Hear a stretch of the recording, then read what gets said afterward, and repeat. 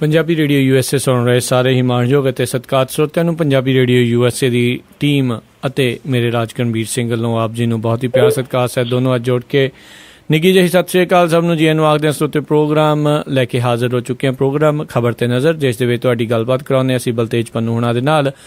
ਬਲਤੇਜ ਪੰਨੂ ਜੀ ਸਾਡੇ ਨਾਲ ਪਟਿਆਲਾ ਸਟੂਡੀਓਜ਼ ਤੋਂ ਜੁੜਦੇ ਨੇ। ਤੇ ਬਲਤੇਜ ਪੰਨੂ ਜੀ ਆਇਆਂ ਨੂੰ ਸਤਿ ਸ਼੍ਰੀ ਅਕਾਲ ਹੈ ਜੀ। ਸਤਿ ਸ਼੍ਰੀ ਅਕਾਲ ਜੀ, ਧੰਨਵਾਦ ਜੀ, ਮਿਹਰਬਾਨੀ। ਤੇ ਸਾਡੇ ਅੱਜ ਦੇ ਇਸ ਪ੍ਰੋਗਰਾਮ ਖਬਰ ਤੇ ਨਜ਼ਰ ਆ ਉਸ ਨੂੰ ਸਪਾਂਸਰ ਕੀਤਾ ਹੈ ਰਜਿੰਦਰ ਕੌਰ ਜੀ ਨੇ ਸੈਨ ਹੋਜ਼ੇ ਤੋਂ, ਰਣਜੀਤ ਸਿੰਘ ਜੀ ਨੇ ਲੇਕਵੁੱਡ ਨਿਊ ਜਰਸੀ ਤੋਂ, ਕਰਮਪਾਲ ਸਿੰਘ ਜੀ ਅਤੇ ਜਸਜੀਤ ਕੌਰ ਜੀ ਨੇ ਕਲੋਵਿਸ ਤੋਂ ਅਤੇ ਜਤਿੰਦਰ ਸਿੰਘ ਜੀ ਨੇ ਬਰਬੈਂਕ ਤੋਂ। ਅਸੀਂ ਇਹਨਾਂ ਦਾ ਬਹੁਤ ਬਹੁਤ ਧੰਨਵਾਦ ਕਰਦੇ ਹਾਂ। ਜੇ ਤੁਸੀਂ ਜਾਂ ਕੋਈ ਹੋਰ ਕਾਰੋਬਾਰ, ਕੋਈ ਬਿਜ਼ਨਸ ਇਸ ਪ੍ਰੋਗਰਾਮ ਨੂੰ ਸਪਾਂਸਰ ਕਰਨਾ ਚਾਹੁੰਦੇ ਹੋ, ਉਸ ਦੇ ਲਈ ਕਾਲ ਕਰ ਸਕਦੇ ਹੋ। ਸਟੂਡੀਓ ਦੇ ਵਿੱਚ ਫੋਨ ਨੰਬਰ 408 722 7698 408 722 7698 ਦੇ ਉੱਤੇ। ਤੇ ਬਲਤੇਜ ਪੰਨੂ ਜੀ, ਆਪਣੀ ਗੱਲਬਾਤ ਦਾ ਜਿਹੜਾ ਸਿਲਸਿਲਾ ਉਹ ਸ਼ੁਰੂ ਕਰਦੇ ਹਾਂ। ਸ਼ੁਰੂਆਤ ਕਰਦੇ ਹਾਂ 6 ਜੂਨ ਦੇ ਉਸ ਜਿਹੜਾ ਜੀ ਮੰਦਭਾਗੇ ਜਿਹੜਾ ਉੱਥੇ ਇੱਕ ਕਹਿ ਲਓ ਵੀ ਕਾਰਨਾਮਾ ਉੱਥੇ ਹੋ ਗਿਆ। ਉੱਥੇ ਜਿਹੜੀ ਇੱਕ ਘਟਨਾ ਵਾਪਰੀ ਹੈ ਸ਼੍ਰੀ ਅਕਾਲ ਤਖਤ ਸਾਹਿਬ ਦੇ ਉੱਤੇ, ਜਿੱਥੇ ਕਿ ਤਲਵਾਰਾਂ ਜਿਹੜੀਆਂ ਉੱਥੇ ਚੱਲ ਗਈਆਂ। ਸਿੱਖ ਜਿੱਥੇ ਕਿ 30 ਸਾਲ ਜਿਹੜੀ ਉਸ ਦੀ ਯਾਦਗਾਰ ਦੇ ਲਈ ਗਏ ਸੀ, ਸ਼ਹੀਦਾਂ ਨੂੰ ਸ਼ਰਧਾਂਜਲੀ ਭੇਂਟ ਕਰਨ ਦੇ ਲਈ ਜਿਹੜਾ ਸਮਾਗਮ ਹੋਣਾ ਸੀ, ਪਰ ਉੱਥੇ ਜਿਹੜੇ ਸਿੱਖ ਆਪਸ ਦੇ ਵਿੱਚ ਹੀ ਉੱਥੇ ਭਿੜ ਗਏ। ਕਾਫੀ ਜਿਹੜਾ ਉੱਥੇ ਹੰਗਾਮਾ ਹੋਇਆ ਤੇ ਇਸ ਟਾਈਮ ਇਹ ਜਗ੍ਹਾ ਜਗ੍ਹਾ ਦੇ ਉੱਤੇ ਇਹ ਪੱਗਾਂ ਲਹਿੰਦੀਆਂ, ਕਿਰਪਾਨਾਂ ਚੱਲਦੀਆਂ ਜਿਹੜੀਆਂ ਦਿਖਾਈਆਂ ਜਾ ਰਹੀਆਂ ਆ ਤੇ ਇੱਕ ਦੂਜੇ ਦੇ ਉੱਤੇ ਹੁਣ ਦੋਸ਼ ਮੜੇ ਜਾ ਰਹੇ ਆ। ਕੀ ਤੁਹਾਨੂੰ ਲੱਗਦਾ ਹੈ ਵੀ ਕੀ ਕਾਰਨ ਸੀਗੇ ਤੇ ਕੌਣ ਕੌਣ ਇਸ ਟਾਈਮ ਕੀ ਕਹਿ ਰਿਹਾ ਆ ਇਸ ਹੰਗਾਮੇ ਨੂੰ ਲੈ ਕੇ?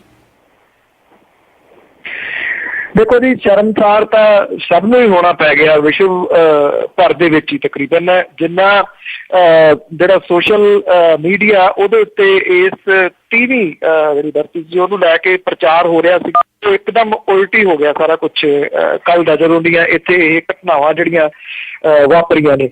ਹਾਲਾਂਕਿ ਦੋਸ਼ ਜਿਹੜੇ ਨੇ ਉਹ ਇੱਕ ਦੂਜੇ ਦੇ ਸਿਰ ਮੜੇ ਜਾ ਰਹੇ ਨੇ।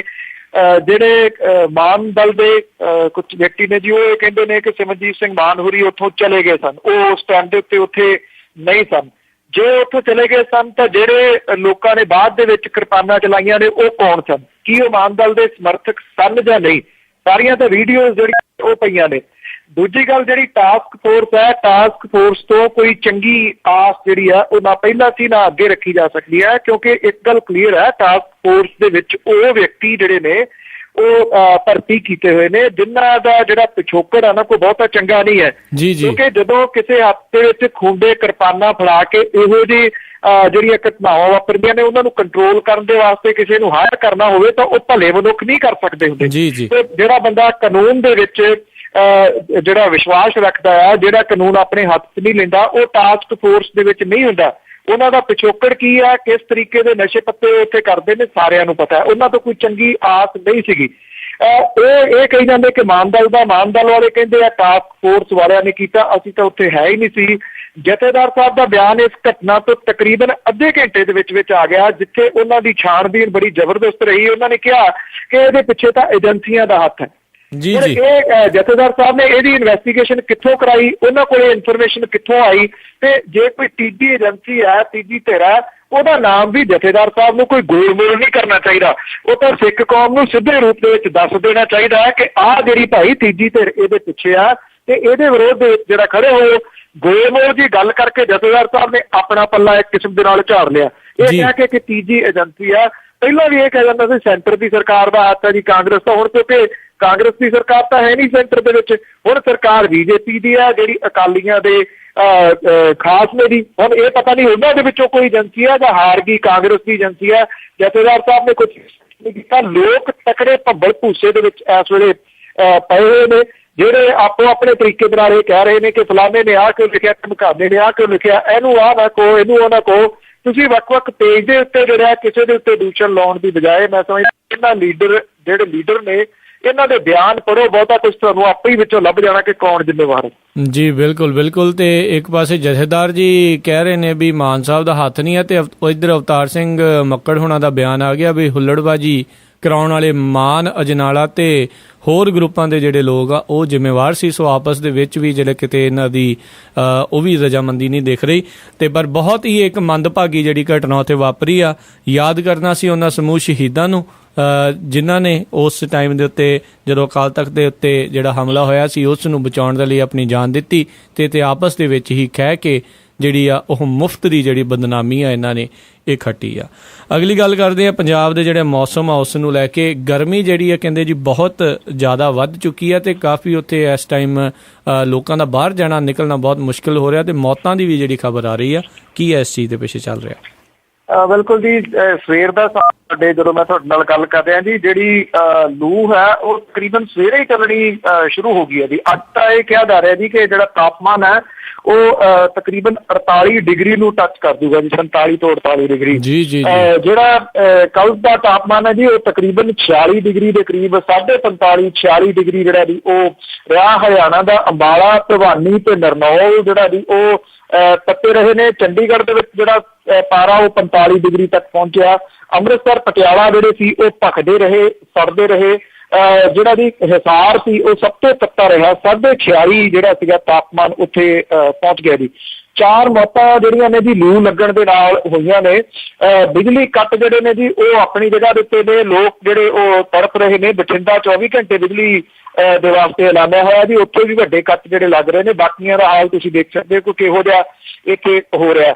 ਦੁਪਹਿਰ ਦੇ ਟਾਈਮ 1 ਤੋਂ 3 ਵਜੇ ਤੱਕ ਹੋਇਆ ਜੀ ਕਰਫਿਊ ਵਰਗੇ ਹਾਲਾਤ ਨੇ। ਕੋਈ ਟਾਵਾਂ ਜਿਹੜਾ ਦੀ 2 ਵੀਲਰ ਦੇ ਉੱਤੇ ਲੰਘਦਾ ਨੇ ਤੇ 2 ਵੀਲਰ ਵਾਲੇ ਕਿਸੇ ਨੂੰ ਲੰਘੇ ਨਹੀਂ ਦਿੰਦੇ ਸ਼ਹਿਰਾਂ ਦੇ ਵਿੱਚ। ਜਿਹੜੇ 4 ਵੀਲਰ ਨੇ ਜੀ ਉਹ ਵੀ ਲਾਈਟਾਂ ਦੇ ਉੱਤੇ ਕੋਈ ਖੜਾ ਦਿੰਦਾ। ਬਾਜ਼ਾਰ ਜਿਹੜੇ ਨੇ ਤਕਰੀਬਨ ਮੁਕੰਮਲ ਬੰਦ ਹੋ ਜਾਂਦੇ ਨੇ 2 ਤੋਂ 3 ਘੰਟੇ ਦੇ ਵਾਸਤੇ, ਕਿਉਂਕਿ ਇੱਕ ਤਾਂ ਬਿਜਲੀ ਦੇ ਕੱਟ ਉਦੋਂ ਹੁੰਦੇ ਨੇ, ਦੂਜਾ ਇੰਨੀ ਗਰਮੀ ਦੇ ਵਿੱਚ ਬੈਠਣਾ ਹੀ ਬੜਾ ਔਖਾ। ਤਕਰੀਬਨ 5, 5:30 ਵਜੇ ਜਾ ਕੇ ਲੋਕ ਜਿਹੜੇ ਨੇ ਉਹ ਹੌਲੀ ਨਿਕਲਣਾ ਸ਼ੁਰੂ ਹੁੰਦੇ ਨੇ। ਇਹ ਗਰਮੀ ਦਾ ਕਹਿਰ ਜਿਹੜਾ ਜੀ ਅਗਲੇ ਕੁਝ ਦਿਨ ਹੋਰ ਇਸੇ ਤਰੀਕੇ ਦੇ ਨਾਲ ਵਰਤਦਾ ਰਹਿਣ ਦੀ ਗੱਲ ਜਿਹੜੀ ਹੈ ਜੀ ਉਹ ਆਖੀ ਗਈ ਹੈ ਮੌਸਮ ਵਿਭਾਗ ਦੇ ਵੱਲੋਂ। ਕੇਰਲਾ ਦੇ ਵਿੱਚ ਮਾਨਸੂਨ ਜਿਹੜੀ ਪਹੁੰਚ ਗਈ ਹੈ, ਤਕਰੀਬਨ ਹਫ਼ਤਾ ਕੁ ਡਿਲੇ ਹੋ ਕੇ ਜਿਹੜੀ ਹੈ ਜੀ ਉੱਥੇ ਇਹ ਆਈ ਹੈ। ਅਗਲੇ 48 ਘੰਟਿਆਂ ਦੇ ਵਿੱਚ ਦੱਸਿਆ ਜਾ ਰਿਹਾ ਜੀ ਕਿ ਆਂਧਰਾ ਪ੍ਰਦੇਸ਼ ਦਾ ਤੱਟੀ ਖੇਤਰ, ਇਸ ਤੋਂ ਇਲਾਵਾ ਰਾਇਲਸੀਮਾ, ਤਾਮਿਲਨਾਡੂ ਤੇ ਦੱਖਣੀ ਕਰਨਾਟਕ ਜਿਹੜਾ ਜੀ ਉਹਦੇ ਵਿੱਚ ਮੀਂਹ ਪੈਣ ਦੇ ਆਸਾਰ ਨੇ। ਅਜੇ ਪੰਜਾਬ ਤੇ ਹਰਿਆਣਾ ਦੇ ਵਿੱਚ ਮੀਂਹ ਪੈਣ ਦੀ ਕੋਈ ਗੱਲ ਦੂਰ ਤੱਕ ਦੀਦੀ ਨਹੀਂ ਹੈ। ਜੀ ਅਜੇ ਕਾਫੀ ਸਮਾਂ ਲੱਗੇਗਾ ਵੀ ਜਦ ਤੱਕ ਮੌਨਸੂਨ ਆ ਉਹ ਪੂਰੇ ਭਾਰਤ ਦੇ ਵਿੱਚੋਂ ਹੁੰਦਾ ਹੋਇਆ ਉੱਤਰੀ ਜਿਹੜਾ ਭਾਰਤ ਉਸ ਦੇ ਵਿੱਚ ਪਹੁੰਚੇਗਾ, ਪੰਜਾਬ ਵਾਲੇ ਪਾਸੇ ਪਹੁੰਚੇਗਾ। ਅਗਲੀ ਗੱਲ ਕਰਦੇ ਹਾਂ ਸ਼੍ਰੋਮਣੀ ਅਕਾਲੀ ਦਲ ਦੇ ਜਿਹੜੇ ਜੀ ਸੁਖਬੀਰ ਬਾਦਲ ਹੋਣਾ ਦੀ। ਉਹਨਾਂ ਨੂੰ ਇਸ ਟਾਈਮ ਜਿਹੜੇ ਆਪਣੇ ਤੌਰ ਤਰੀਕੇ ਆ ਉਹ ਬਦਲਣ ਦੇ ਲਈ ਮਜਬੂਰੀ ਆ, ਉਹ ਉਸ ਦਾ ਸਾਹਮਣਾ ਕਰਨਾ ਪੈ ਰਿਹਾ ਹੈ। ਕਿੱਦਾਂ ਦੇ ਜਿਹੜੇ ਤੌਰ ਤਰੀਕੇ ਉਹ ਬਦਲ ਰਹੇ ਆ?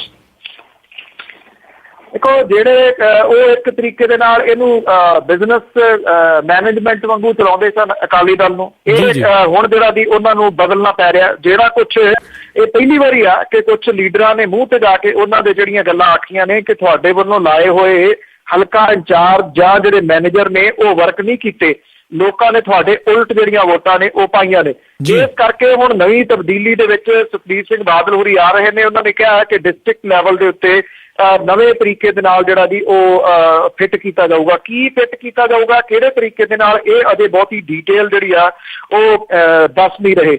ਪਰ ਉਹ ਇਹ ਗੱਲ ਮੰਨਦੇ ਨੇ ਹੁਣ ਕਿ ਜਿਹੜਾ ਨੌਜਵਾਨ ਵਰਗ ਸੀਗਾ, ਯੂਥ ਜਿਹੜਾ ਸੀ, ਉਹ ਅਕਾਲੀ ਦਲ ਦੇ ਨਾਲੋਂ ਟੁੱਟ ਗਿਆ। ਉਹ ਟੁੱਟ ਕੇ ਆਮ ਆਦਮੀ ਪਾਰਟੀ ਦੇ ਨਾਲ ਜੁੜ ਗਿਆ। ਹਾਲਾਂਕਿ ਅੱਜ ਸੁਖਬੀਰ ਸਿੰਘ ਬਾਦਲ ਹੋਰੀ ਇੱਕ ਇੰਟਰਵਿਊ ਦੇ ਵਿੱਚ ਇਹ ਕਹਿ ਰਹੇ ਸਨ ਕਿ ਜਿਹੜੀ ਆਮ ਆਦਮੀ ਪਾਰਟੀ ਆ ਉਹ ਤਾਂ ਇੱਕ ਸਿਰਫ ਬਰਡ ਫਲੂ ਵਾਂਗੂ ਆ, ਜਿਹੜਾ ਬੜੀ ਤੇਜ਼ੀ ਦੇ ਨਾਲ ਆਉਂਦਾ ਤੇ ਤੇਜ਼ੀ ਦੇ ਨਾਲ ਜਿਹੜਾ ਜੀ ਉਹ ਚਲੇ ਜਾਂਦਾ। ਉਹ ਉਹਨੂੰ ਅੱਜ ਬਰਡ ਫਲੂ ਜਿਹੜਾ ਦੱਸ ਰਹੇ ਨੇ। ਪਰ ਨਾਲ ਦੀ ਨਾਲ ਉਹ ਕਹਿੰਦੇ ਨੇ ਕਿ ਕਾਂਗਰਸ ਤੋਂ ਤਾਂ ਅਸੀਂ ਹਰਦੇ ਨਹੀਂ ਸੀ, ਇਹ ਸਾਨੂੰ ਆਮ ਆਦਮੀ ਪਾਰਟੀ ਨੇ ਜਿਹੜਾ ਜੀ ਉਹ ਹਰਾ ਦਿੱਤਾ। ਹੁਣ ਉਹਨਾਂ ਨੇ ਇਹ ਵੀ ਕਿਹਾ ਕਿ ਉਹ ਡਾਇਰੈਕਟ ਜਿਹੜਾ ਜੀ ਮਿਲਦੇ ਰਹਿਣਗੇ ਵਰਕਰਾਂ ਦੇ ਨਾਲ। ਹਫ਼ਤੇ ਦੇ ਵਿੱਚ ਇੱਕ ਦਿਨ ਪੱਕਾ ਜਿਹੜਾ ਦਫ਼ਤਰ ਦੇ ਵਿੱਚ ਬਹਿਣਗੇ। ਹੁਣ ਤੱਕ ਉਹ ਬਹਿੰਦੇ ਹੀ ਨਹੀਂ ਸਨ। ਬਹੁਤਾ ਦਿੱਲੀ ਰਹਿੰਦੇ ਨੇ ਜੀ, ਉੱਥੋਂ ਹੀ ਫਿਲਮ ਦੇਖਣ ਵਾਸਤੇ ਕਈ ਵਾਰੀ ਬਠਿੰਡੇ ਜ਼ਰੂਰ ਆ ਜਾਂਦੇ ਨੇ, ਫਿਲਮ ਵੇਖ ਕੇ ਮੁੜ ਕੇ ਫੇਰ ਚਲੇ ਜਾਂਦੇ ਨੇ ਜੀ। ਸ਼ਾਇਦ ਉਹਨਾਂ ਨੂੰ ਆਪਣੀ ਜਿਹੜੀ ਕਾਰਜਸ਼ੈਲੀ ਹੈ ਨਾ ਜੀ, ਇਹਨੂੰ ਬਦਲਣ ਦੇ ਵਾਸਤੇ ਮਜਬੂਰ ਹੋਣਾ ਪੈ ਰਿਹਾ, ਕਿਉਂਕਿ ਅਕਾਲੀ ਦਲ ਦੀ ਸ਼ਾਖ ਜਿਹੜੀ ਹੈ ਅਸਲ ਦੇ ਵਿੱਚ ਜਿਹੜੀ ਹੇਠਲਾ ਪੱਧਰ ਹੁੰਦਾ, ਜਿਹੜਾ ਕਾਡਰ ਹੁੰਦਾ ਜੀ, ਉੱਥੇ ਬੁਰੇ ਤਰੀਕੇ ਦੇ ਨਾਲ ਟੁੱਟ ਚੁੱਕੀ ਹੈ। ਜੀ ਤੇ ਅਗਲੀ ਆਪਾਂ ਗੱਲ ਕਰਦੇ ਆ ਇੱਕ ਹੋਰ ਨਸ਼ੀਲੇ ਪਦਾਰਥ ਦਾ ਇੱਕ ਸਮਗਲਰ ਆ, ਉਹ ਫੜਿਆ ਗਿਆ ਆ। ਤੇ ਹੈਰਾਨੀ ਵਾਲੀ ਗੱਲ ਇੱਕ ਵਾਰੀ ਫੇਰ ਹੋਈ ਆ ਵੀ ਉਹ ਇੱਕ ਕੈਨੇਡੀਅਨ ਨਾਗਰਿਕ ਨਿਕਲਿਆ ਆ। ਕੀ ਆ ਇਸ ਖਬਰ ਦੇ ਪਿੱਛੇ? ਜੀ ਇਹ ਪਟਿਆਲੇ ਦੀ ਪੁਲਿਸ ਦੇ ਵੱਲੋਂ ਇਹ ਐਕਸ਼ਨ ਕੀਤਾ ਗਿਆ। ਹਾਲਾਂਕਿ ਇਹਦੀ ਬਹੁਤੀ ਡਿਟੇਲ ਜਿਹੜੀ ਹੈ ਉਹ ਨਹੀਂ ਆ ਰਹੀ। ਰਾਤ ਵੀ ਮੈਂ ਲੇਟ ਨਾਈਟ ਵੀ ਗੱਲ ਕਰਨ ਦੀ ਕੋਸ਼ਿਸ਼ ਕੀਤੀ ਸੀ ਐਸਐਸਪੀ ਸਾਹਿਬ ਦੇ ਨਾਲ। ਉਹਨਾਂ ਨੇ ਕਿਹਾ ਕਿ ਅਜੇ ਇਹਦੀ ਇਨਵੈਸਟੀਗੇਸ਼ਨ ਜਿਹੜੀ ਆ ਚੱਲ ਰਹੀ ਹੈ। ਪਰ ਜਿੰਨੀ ਕੁ ਇਨਫੋਰਮੇਸ਼ਨ ਮਿਲੀ ਹੈ ਜੀ ਉਹਦੇ ਮੁਤਾਬਕ ਇੱਥੇ ਪਟਿਆਲੇ ਦੀ ਪੁਲਿਸ ਨੇ ਹੀ ਇਹ ਜਿਹੜਾ ਇੱਕ ਰੈਕਟ ਬੜਾ ਵੱਡਾ ਜਿਹੜਾ ਦੀ ਹੋਰ ਫੜਿਆ ਦੱਸਿਆ ਜਾਂਦਾ ਹੈ।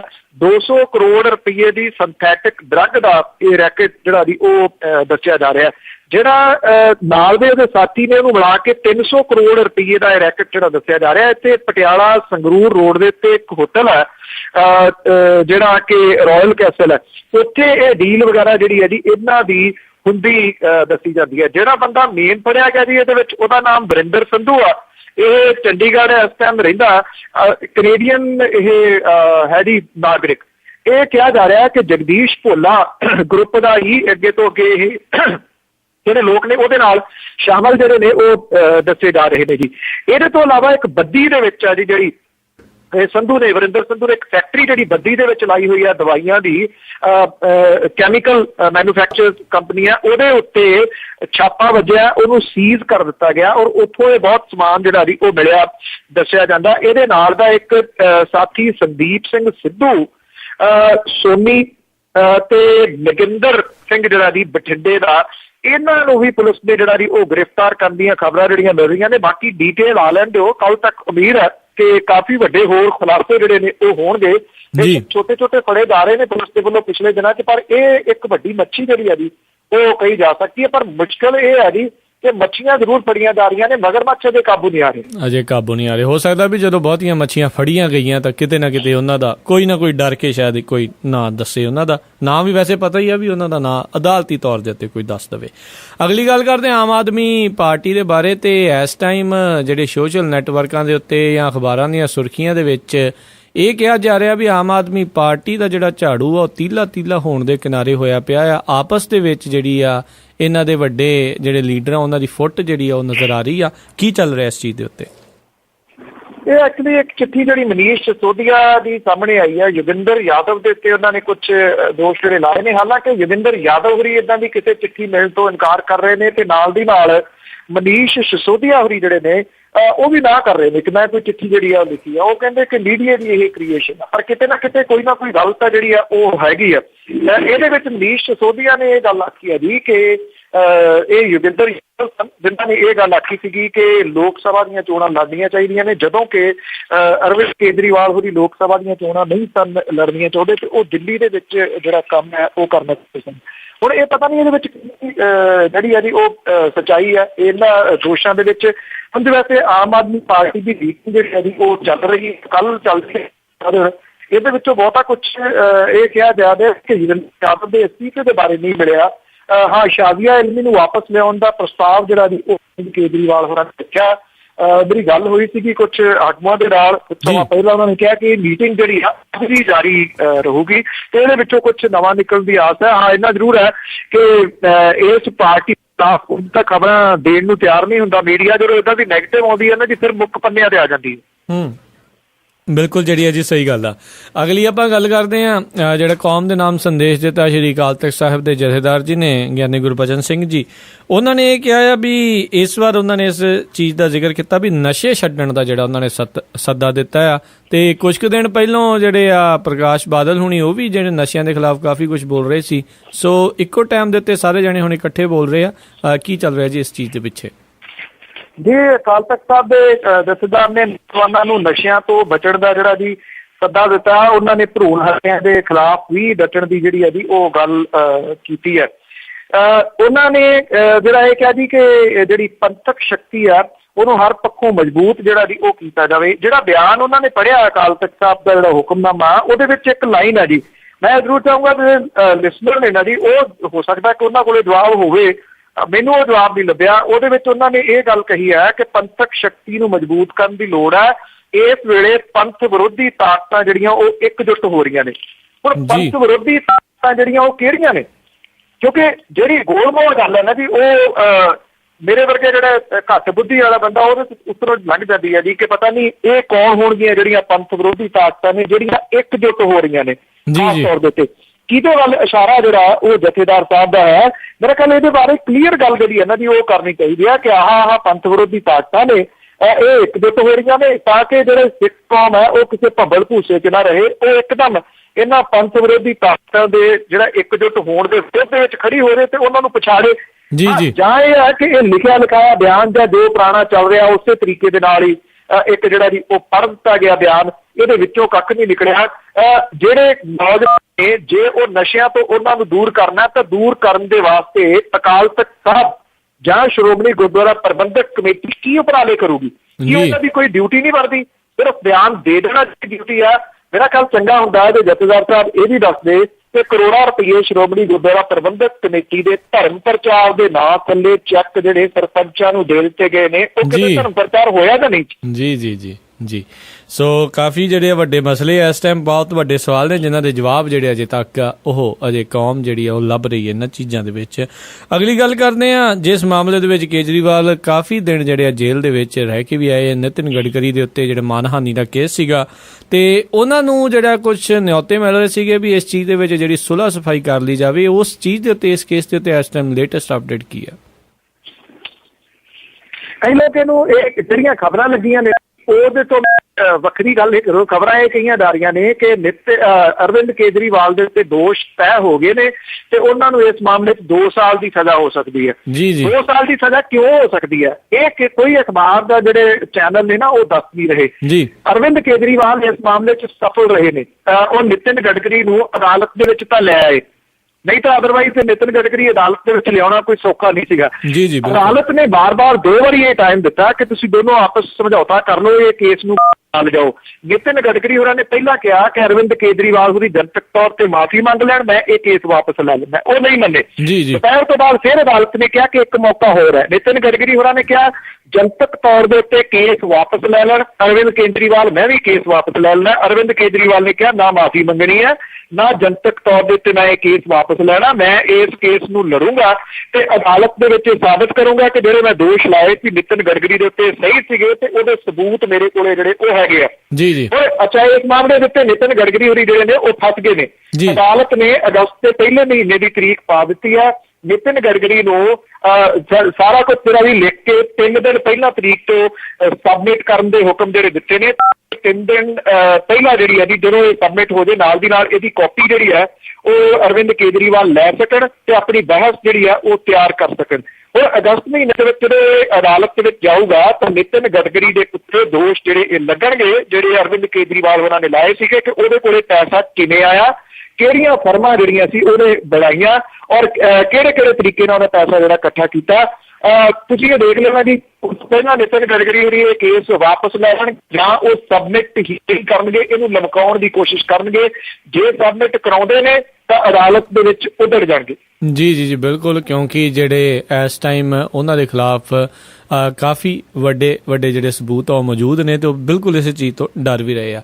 ਅਗਲੀ ਗੱਲ ਕਰਦੇ ਹਾਂ ਵਾਤਾਵਰਣ ਨੂੰ ਲੈ ਕੇ। ਵਾਤਾਵਰਣ ਦੇ ਵਿੱਚ ਜਿਹੜਾ ਜੀ ਹਰਿਆਲੀ ਲਿਆਉਣ ਦੇ ਲਈ ਇੱਕ ਚੰਡੀਗੜ੍ਹ ਦੇ ਲਾਗੇ ਕੋਈ ਇਨਸਾਨ ਆ ਜੋ ਕਿ ਬੂਟੇ ਲਾ ਰਿਹਾ ਆ, ਬੂਟੇ ਦੇ ਰਿਹਾ ਆ। ਕੀ ਆ ਇਸ ਜਿਹੜੀ ਖਬਰ ਦੇ ਪਿੱਛੇ ਪੂਰਾ? ਛੋਟੇ ਲੋਕ ਜਿਹੜੇ ਜੀ ਉਹ ਕੰਮ ਏਦਾਂ ਦੇ ਕਰਦੇ ਰਹਿੰਦੇ ਨੇ। ਦੇਖੋ ਵੱਢਣ ਵਾਲੇ ਤਾਂ ਬੜੇ ਨੇ, ਲਾਉਣ ਵਾਲੇ ਬੜੇ ਥੋੜੇ ਨੇ ਜੀ। ਸੋ ਇਹਨੂੰ ਕਿ ਕਰਦੇ ਰਹਿੰਦੇ ਨੇ। ਇੱਕ ਗੱਲ ਤਾਂ ਦੇਖੋ ਜਿਹੜੇ ਬਾਬਾ ਸੇਵਾ ਸਿੰਘ ਹੋਰੀ ਨੇ ਖਡੂਰ ਸਾਹਿਬ ਦੇ ਕਿਤੇ ਟਾਈਮ ਲੱਗੇ ਜਦੋਂ ਇੱਥੇ ਤੁਸੀਂ ਆਓ ਤਾਂ ਇੱਕ ਗੇੜਾ ਕੱਢਣਾ ਖਡੂਰ ਸਾਹਿਬ ਦਾ। ਉੱਥੇ ਜਿਹੜੇ ਰਵਾਇਤੀ ਬੂਟੇ ਨੇ ਗ੍ਰੀਨਰੀ ਤੁਹਾਨੂੰ ਚਾਕ ਤੇਰੇ ਦਿਸੂਗੀ। ਬਾਬਾ ਸੇਵਾ ਸਿੰਘ ਹੋਰਾਂ ਨੂੰ ਮੈਂ ਫੁੱਲ ਕ੍ਰੈਡਿਟ ਜਿਹੜਾ ਜੀ ਇਸ ਮਾਮਲੇ ਦਿੰਦਾ। ਉਹ ਮੀਡੀਆ 'ਚ ਬਹੁਤਾ ਨਹੀਂ ਆਉਂਦੇ, ਬੂਟੇ ਲਾਉਂਦੇ ਨੇ, ਲਾਉਣ ਤੱਕ ਸੀਮਤ ਨਹੀਂ। ਉਹ ਉਹਨਾਂ ਨੂੰ ਪਾਣੀ ਵਗੈਰਾ ਵੀ ਜਿਹੜਾ ਦੇਣ ਦਾ ਪੂਰਾ ਇੰਤਜ਼ਾਮ ਕਰਦੇ ਨੇ ਕਿਉਂਕਿ 2 ਸਾਲ ਤੱਕ ਬੂਟਾ ਜਿਹੜਾ ਦੀ ਉਹ ਪਾਣੀ ਮੰਗਦਾ ਹੈ। ਮੈਂ ਇਹ ਵੀ ਦੱਸਦਾ ਜੀ ਕਿ ਜੁਲਾਈ ਦਾ ਪਹਿਲਾ ਹਫ਼ਤੇ ਤੋਂ ਸ਼ੁਰੂ ਹੋ ਕੇ ਤਕਰੀਬਨ ਪੂਰੀ ਜੁਲਾਈ ਦੇ ਵਿੱਚ ਜਿਹੜੇ ਬੂਟੇ ਨੇ ਲਾਏ ਜਾ ਸਕਦੇ ਨੇ। ਜੇ ਕਿਸੇ ਨੇ ਇੰਨਾ ਕੁ ਪੁੰਨ ਖੱਟਣਾ ਹੋਵੇ ਆਪਣੇ ਪਿੰਡੇ ਥਾਈ ਜਿੰਨੇ ਕੁ ਬੂਟੇ ਉਹ ਲਵਾ ਸਕਣ 2, 4, 8 ਜੇ ਕੋਈ ਗੇੜਾ ਲੱਗਦਾ ਤਾਂ ਇਹ ਬਹੁਤ ਵੱਡਾ ਪੁੰਨ ਆ ਜੀ ਇਸ ਵੇਲੇ। ਇਸੇ ਤਰ੍ਹਾਂ ਦਾ ਇੱਕ ਬੰਦਾ ਹੈ ਜੀ, ਉਹਦਾ ਨਾਮ ਹੈ ਨਜ਼ੀਮ ਅਹਿਮਦ, ਚੰਡੀਗੜ੍ਹ ਰਹਿੰਦਾ ਜੀ ਔਰ ਕਰਦਾ ਉਹਨੇ ਆਪਣਾ ਨੰਬਰ ਜਿਹੜਾ ਦਿੱਤਾ ਹੋਇਆ। ਉਹ ਕਹਿੰਦਾ ਕਿ ਬਾਕੀ ਡਿਲੀਵਰੀਆਂ ਤਾਂ ਤੁਸੀਂ ਦੇਖੀਆਂ ਹੋਣਗੀਆਂ ਜੀ, ਪੀਜ਼ਾ ਆਉਂਦਾ, ਫਾਸਟ ਫੂਡ ਆਉਂਦਾ। ਉਹ ਕਹਿੰਦਾ ਮੈਨੂੰ ਇੱਕ ਫੋਨ ਕਰੋ, 2 ਘੰਟੇ ਦੇ ਵਿੱਚ ਜਿੰਨੇ ਤੁਹਾਨੂੰ ਬੂਟੇ ਚਾਹੀਦੇ ਆ ਤੁਹਾਡੇ ਘਰ ਜਿਹੜੇ ਉਹ ਡਿਲੀਵਰ ਕੀਤੇ ਜਾਣਗੇ, ਉਹ ਵੀ ਬਿਨਾਂ ਕਿਸੇ ਪੈਸੇ ਤੋਂ, ਬਿਲਕੁਲ ਮੁਫਤ। ਪਰ ਉਹ ਕਹਿੰਦੇ ਵੀ ਬੂਟੇ ਲਾਉਣ ਵਾਲੇ ਬਣੋ ਔਰ ਸਿਰਫ ਬੂਟੇ ਜਿਹੜੇ ਆ ਉਹ ਤੁਸੀਂ ਇੱਥੇ ਤੱਕ ਸੀਮਤ ਨਾ ਰਹੋ ਕਿ ਲਾਉਣੇ ਆ, ਉਹਨਾਂ ਨੂੰ ਪਾਲੋ। ਬੂਟੇ ਕਹਿੰਦਾ ਜੀ ਮੈਂ ਤੁਹਾਡੇ ਘਰੇ ਚਾਹੂੰਗਾ। ਦੇਖੋ ਇਸ ਤਰ੍ਹਾਂ ਦੀ ਜਿਹੜੀ ਸੇਵਾ ਜੇ ਕੋਈ ਬੰਦਾ ਕਰ ਰਿਹਾ ਤਾਂ ਉਹ ਐਪਰੀਸ਼ੀਏਟ ਜਿਹੜੀ ਆ ਉਹ ਜ਼ਰੂਰ ਹੋਣੀ ਚਾਹੀਦੀ ਹੈ ਜੀ। ਬਿਲਕੁਲ ਜੀ, ਖਾਸ ਕਰਕੇ ਵਾਤਾਵਰਣ ਨੂੰ ਲੈ ਕੇ ਜਿਸ ਦੇ ਉੱਤੇ ਜਿਹੜੇ ਜੀ ਇਸ ਟਾਈਮ ਗਰਮੀ ਕਹਿੰਦੇ ਜੀ ਵਧਣ ਦਾ ਹੈ, ਇਹ ਕਾਰਨ ਵੀ ਇਹੀ ਹੈ ਇਹਦੇ ਵਿੱਚ ਜਿਹੜੇ ਬੂਟਿਆਂ ਦੀ ਘਾਟ ਤੇ ਜਿਹੜੀ ਐਮਿਸ਼ਨ ਆ ਕਾਰਬਨ ਡਾਈਆਕਸਾਈਡ ਦੀ ਜਿਹੜੀ ਐਮਿਸ਼ਨ ਆ ਉਹ ਬਹੁਤ ਜ਼ਿਆਦਾ ਉਸ ਦੇ ਵਿੱਚ ਵਾਧਾ ਹੋਇਆ ਆ। ਤੇ ਅਗਲੀ ਜਿਹੜੀ ਆਪਾਂ ਗੱਲ ਕਰਦੇ ਆ, ਜਿਹੜੇ ਨਰਿੰਦਰ ਮੋਦੀ ਆ ਪ੍ਰਧਾਨ ਮੰਤਰੀ ਨੇ ਭਾਰਤ ਦੇ, ਉਹਨਾਂ ਨੇ ਇਹ ਗੱਲ ਕਹਿ ਛੱਡੀ ਸਾਰੇ ਹੀ ਸੰਸਦ ਮੈਂਬਰਾਂ ਨੂੰ, ਚਾਪਲੂਸੀ ਛੱਡੋ ਤੇ ਸਖਤ ਮਿਹਨਤ ਕਰੋ। ਕੀ ਕਾਰਨ ਨੇ ਤੇ ਇਹ ਕਿਸ ਤਰੀਕੇ ਦੇ ਨਾਲ ਇਸ ਨੂੰ ਜਿਹੜਾ ਜੀ ਸਾਰੇ ਜਾਣੇ ਦੇਖ ਰਹੇ ਆ? ਦੇਖੋ ਉਹਨੇ ਇੱਕ ਗੱਲ ਤਾਂ ਦੇਖੋ ਚੰਗੀ ਕਹੀ ਆ, ਇਹ ਜਿਹੜਾ ਗੋਡਾ ਕਲਚਰ ਹੈ ਨਾ ਜੀ, ਇਹ ਬੜਾ ਇੱਥੇ ਜ਼ਿਆਦਾ ਹੋ ਗਿਆ ਜੀ ਸਾਡੇ ਇੱਥੇ ਭਾਰਤ ਦੇ ਵਿੱਚ। ਜਿਹੜੇ ਹੁਣ ਸੁਖਬੀਰ ਬਾਦਲ ਦੇ ਵੀ ਕਈ ਹੈ ਨੇ ਜੀ ਜਿਹੜੇ ਗੋਡੀ ਹੱਥ ਲਾਉਣ ਵਾਲੇ, ਉਹਨਾਂ ਤੋਂ ਵੱਧ ਉਮਰ ਦੇ ਵੀ ਜੀ ਜੀ ਜੀ ਉਹ ਵੀ ਉਹਦੇ ਗੋਡੀ ਹੱਥ ਲਾਈ ਜਾਂਦੇ ਨੇ। ਇਹ ਗੋਡੀ ਹੱਥ ਲਾਉਣ ਤੋਂ ਰੋਕਿਆ ਜੀ ਜਿਹੜੇ ਨਰਿੰਦਰ ਮੋਦੀ ਨੇ। ਇਹ ਗੱਲ ਆਖੀ ਆ ਕਿ ਗੋਡੀ ਹੱਥ ਜਿਹੜਾ ਉਹ ਨਾ ਲਾਇਆ ਜਾਵੇ, ਚਾਪਲੂਸੀ ਜਿਹੜੀ ਆ ਉਹ ਨਾ ਕੀਤੀ ਜਾਵੇ। ਔਰ ਉਹਨਾਂ ਨੇ ਇਹ ਵੀ ਕਿਹਾ ਕਿ ਜਿਹੜਾ ਹੈ ਜੀ ਜਿਹੜੇ ਮੈਂਬਰ ਪਾਰਲੀਮੈਂਟ ਨੇ ਉਹ ਘਰੋਂ ਜਿਹੜਾ ਜੀ ਆਪਣਾ ਪੂਰਾ ਹੋਮਵਰਕ ਜਿਹੜਾ ਜੀ ਉਹ ਕਰਕੇ ਆਉਣ। ਇਹ ਕੁਝ ਗੱਲਾਂ ਬੇਸ਼ੱਕ ਕਿਸੇ ਨੂੰ ਵਧੀਆ ਗੱਲ ਹੈ ਜੀ ਇਹ। ਖਾਸ ਤੌਰ ਦੇ ਉੱਤੇ ਜਿਹੜੀ ਉਹਨੇ ਗੋਡੀ ਹੱਥ ਨਾ ਲਾਉਣ ਵਾਲੀ ਜਿਹੜੀ ਗੱਲ ਕਹੀ ਹੈ ਕਿ ਗੋਡੀ ਹੱਥ ਨਾ ਲਾਇਆ ਜਾਵੇ, ਲੀਡਰਾਂ ਦੇ ਇੱਕ ਰਿਵਾਜ ਜਿਹਾ ਹੀ ਬਣ ਗਿਆ ਜੀ ਕਿ ਲੀਡਰਾਂ ਦੇ ਗੋਡੀ ਹੱਥ ਜਿਹੜਾ ਉਹ ਲਾਉਣ ਜੀ। ਬਿਲਕੁਲ, ਵੀ ਸ਼ਾਇਦ ਕੁਛ ਨਾ ਕੁਛ ਕਿਤੇ ਗ੍ਰਾਂਟ ਜ਼ਿਆਦਾ ਮਿਲ ਜਾਵੇ ਉਹਨਾਂ ਨੂੰ। ਤੇ ਅਗਲੀ ਜਿਹੜੀ ਗੱਲ ਆ ਵੀ ਜਿਹੜੇ ਨਵਜੋਤ ਕੌਰ ਸਿੱਧੂ ਆ, ਉਹਨਾਂ ਨੇ ਟਰਾਂਸਪੋਰਟ ਮੰਤਰੀ ਜੀਤ ਸਿੰਘ ਘੁਆੜ ਹੁਣਾਂ ਨੂੰ ਕਿਹਾ ਵੀ ਉਹਨਾਂ ਦੀ ਗੱਡੀ ਬਦਲ ਦਿਓ। ਕੀ ਕਾਰਨ ਹੈ ਜੀ ਇਸ ਦੇ ਪਿੱਛੇ ਹੋ ਸਕਦਾ? ਇਹ ਤਕਰੀਬਨ ਹਫ਼ਤਾ ਤੱਕ ਪਹਿਲਾਂ ਦੀ ਗੱਲ ਆ ਜੀ। ਉਹ ਚੰਡੀਗੜ੍ਹ ਆ ਰਹੇ ਸਨ ਤੇ ਉੱਥੇ ਉਹਨਾਂ ਦੀ ਗੱਡੀ ਜਿਹੜੀ ਰਸਤੇ 'ਚ ਖਰਾਬ ਹੋ ਗਈ ਔਰ 2 ਘੰਟੇ ਉਹਨਾਂ ਨੂੰ ਉੱਥੇ ਇੰਤਜ਼ਾਰ ਜਿਹੜੀ ਇਹਨਾਂ ਦੀ ਉਹ ਕਰਨੀ ਪਈ। ਔਰ ਇਹਦੇ ਇੰਤਜ਼ਾਰ ਦੇ ਵਿੱਚ ਉਹਨਾਂ ਦਾ ਇਹ ਕਹਿਣਾ ਸੀਗਾ ਜੀ ਕਿ ਆਪ ਤਾਂ ਤੁਸੀਂ ਲਗਜ਼ਰੀ ਗੱਡੀਆਂ ਵੱਡੀਆਂ ਵੱਡੀਆਂ ਲੈ ਰਹੀਆਂ, ਸਾਨੂੰ ਜਿਹੜੇ ਚੀਫ ਪਾਰਲੀਮੈਂਟ ਸੈਕਟਰੀ ਨੇ ਉਹਨਾਂ ਨੂੰ ਪੁਰਾਣੀਆਂ ਗੱਡੀਆਂ ਦਿੱਤੀਆਂ ਹੋਈਆਂ ਨੇ, ਇਸ ਕਰਕੇ ਗੱਡੀਆਂ ਜਿਹੜੀਆਂ ਦੀ ਉਹ ਬਦਲ ਦਿਓ। ਇੱਕ ਕਿਸਮ ਦੇ ਨਾਲ ਉਹਨਾਂ ਨੇ ਟਕੋਰ ਹੀ ਕੀਤੀ ਹੈ ਜੀ ਜੀ। ਤੇ ਸਰੋਤੇ ਇਹ ਸੀਗੀਆਂ ਕੁਝ ਖਬਰਾਂ ਜਿਨ੍ਹਾਂ ਦੇ ਉੱਤੇ ਨਜ਼ਰ ਮਾਰਨ ਦੀ ਕੋਸ਼ਿਸ਼ ਕੀਤੀ ਹੈ ਪ੍ਰੋਗਰਾਮ ਖਬਰ ਤੇ ਨਜ਼ਰ ਪੰਜਾਬੀ ਰੇਡੀਓ USA ਦੇ ਉੱਤੇ ਬਲਤੇਜ ਪੰਨੂ ਹੁਣਾਂ ਦੇ ਨਾਲ। ਤੇ ਬਲਤੇਜ ਪੰਨੂ ਜੀ, ਜਾਣ ਤੋਂ ਪਹਿਲਾਂ ਅੱਜਨਾਮਾ ਠੀਕ ਹੈ। ਕਾਲੇ ਬੜੇ ਅਮਰੀਕੀਏ ਪਏ ਜਾਪਣ, ਮੀਟਿੰਗ ਲਾਵਣੀ ਮੋਦੀ ਦੇ ਨਾਲ ਬੇਲੀ ਜੀ। ਕਾਲੇ ਬੜੇ ਅਮਰੀਕੀਏ ਪਏ ਜਾਪਣ, ਮੀਟਿੰਗ ਲਾਵਣੀ ਮੋਦੀ ਦੇ ਨਾਲ ਬੇਲੀ, ਜਿਹੜੀ ਗੱਲ ਤੋਂ ਪਿਆ ਸੀ ਫਿੱਕ ਸਾਡਾ, ਉਹਨੂੰ ਬੀਤ ਕੇ ਬੜੇ ਹਨ ਸਾਲ ਬੇਲੀ ਜੀ। ਆਗੂ ਉਹ ਸੀ ਉਦੋਂ ਗੁਜਰਾਤੀਆਂ ਦਾ, ਲਿਆ ਮੁਲਕ ਹੁਣ ਉਸ ਸੰਭਾਲ ਬੇਲੀ, ਹੁਣ ਤਾਂ ਪਈ ਏ ਛੱਡਣੀ ਜ਼ਿੱਦ ਸਾਨੂੰ, ਰਿਸ਼ਤਾ ਕਰਨਾ ਹੈ ਪਿਆ ਮਹਾਲ ਬੇਲੀ ਜੀ। ਮੁਲਕ ਆਪਣੇ ਰਹਿੰਦਾ ਕੋਈ ਰਹੀ ਜਾਂਦਾ, ਇਹ ਨਹੀਂ ਵੱਡਾ ਸੀ ਬਹੁਤ ਸਵਾਲ ਬੇਲੀ। ਮੁਲਕ ਆਪਣੇ ਰਹਿੰਦਾ ਕੋਈ ਰਹੀ ਜਾਂਦਾ, ਇਹ ਨਹੀਂ ਵੱਡਾ ਸੀ ਬਹੁਤ ਸਵਾਲ ਬੇਲੀ, ਗਿਣਤੀ ਗਾਹਕਾਂ ਦੀ ਉੱਥੇ ਹੀ ਬੜੀ ਵੱਡੀ, ਸਾਡੇ ਮੁਲਕ ਦਾ ਵੇਚਣ ਲਈ ਮਾਲ ਬੇਲੀ। ਜੀ ਜੀ ਜੀ ਜੀ। ਬਹੁਤ ਬਹੁਤ ਤੁਹਾਡਾ ਧੰਨਵਾਦ ਬਲਤੇਜ ਪੰਨੂ ਜੀ, ਤੁਸੀਂ ਅੱਜ ਫੇਰ ਸਾਡੇ ਨਾਲ ਜੁੜੇ ਪ੍ਰੋਗਰਾਮ ਖਬਰ ਤੇ ਨਜ਼ਰ ਦੇ ਵਿੱਚ ਪੰਜਾਬੀ ਰੇਡੀਓ USA ਦੇ ਉੱਤੇ। ਕੱਲ ਨੂੰ ਇੱਕ ਵਾਰੀ ਫੇਰ ਤੁਹਾਡੇ ਨਾਲ ਮੁਲਾਕਾਤ ਹੋਏਗੀ, ਸਰੋਤਿਆਂ ਨਾਲ ਰੂਬਰੂ ਹੋਵਾਂਗੇ। ਬਹੁਤ ਬਹੁਤ ਉਦੋਂ ਤੱਕ ਲਈ ਤੁਹਾਡਾ ਧੰਨਵਾਦ ਤੇ ਸਤਿ ਸ੍ਰੀ ਅਕਾਲ। ਧੰਨਵਾਦ ਜੀ, ਮਿਹਰਬਾਨੀ ਔਰ ਸਤਿ ਸ੍ਰੀ ਅਕਾਲ। ਸੋ ਤੁਸੀਂ ਸੁਣ ਰਹੇ ਸੀ ਜੀ ਪ੍ਰੋਗਰਾਮ ਬਲਤੇਜ ਪੰਨੂ ਹੁਣਾਂ ਦੇ ਨਾਲ, ਪ੍ਰੋਗਰਾਮ ਖਬਰ ਤੇ ਨਜ਼ਰ। ਤੇ ਹੁਣ ਮੈਨੂੰ ਵੀ ਰਾਜਕਰਨਵੀਰ ਸਿੰਘ ਨੂੰ ਇਜਾਜ਼ਤ ਦਿਓ। ਮੇਰੇ ਵੱਲੋਂ ਵੀ ਆਪ ਜੀ ਨੂੰ ਬਹੁਤ ਹੀ ਪਿਆਰ ਸਤਿਕਾਰ ਸਹਿਤ ਦੋਨੋਂ ਹੱਥ ਜੋੜ ਕੇ ਨਿੱਘੀ ਜਿਹੀ ਸਤਿ ਸ੍ਰੀ ਅਕਾਲ। ਜਿਉਂਦੇ ਵਾਸਤੇ ਖੇਲਦੇ ਰਹੋ ਤੇ ਸੁਣਦੇ ਰਹੋ ਪੰਜਾਬੀ ਰੇਡੀਓ USA।